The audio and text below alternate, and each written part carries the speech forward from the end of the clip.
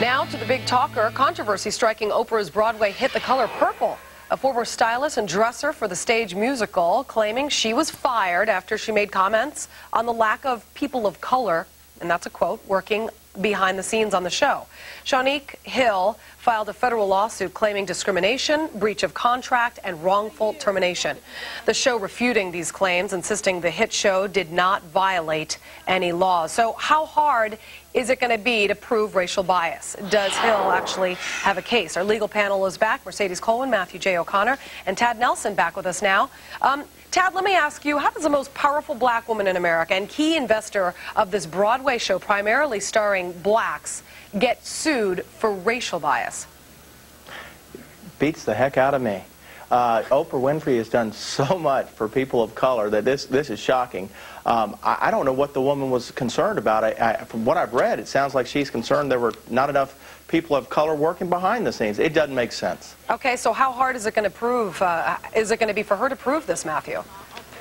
Next to impossible. I think you're talking about a cultural icon, and to prove that she had racial animus towards African Americans, forget about it, it's not going to happen. All right, Mercedes? $50 million to open up a school in Africa to educate young girls so that they can be proud of their skin color and dream and live the dreams that they want to dream. How can you possibly sue this woman? And frankly, it's going to be extraordinarily difficult to prove. You have to show the racial animus, and you have to. And what the theater company will say, turn around and say, it was work performance. There are legitimate business reasons for this termination. And lo and behold, look at the cast themselves. You can't possibly believe that this particular play has any sort of animus when you look at who they're highlighting here. Okay, but Tad, I mean, okay, so let's just look at the flip side here just for a second. You know, Oprah obviously is a key investor here, but obviously, and I'm sure that she's not the one hiring the stagehands, the lighting guys, and all the behind-the-scenes people. So what if she were to actually just leave Oprah out of it and go after the show because she can somehow prove that there are maybe more blacks working on other shows than this one, which happens to be about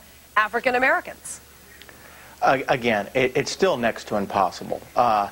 The fact that you take Oprah out of it or leave her in it, it's still going to be an almost impossible burden for her to meet. One other thing, too, Julie, what the plaintiff will have to do is say, bring the resumes. I mean, that's what they're going to have to show. It's like all of these African-American people actually wanted these jobs, they tried for their jobs, and they weren't hired for these jobs. There is no law in the land that says you're required to diversify your company unless you're a federal contractor, so there's really no issue here in this case. All right, Mercedes, Matthew, Tad, thank you very much. And we're moving on now. We are tracking the late-breaking developments in the search for the 3 missing soldiers in Iraq.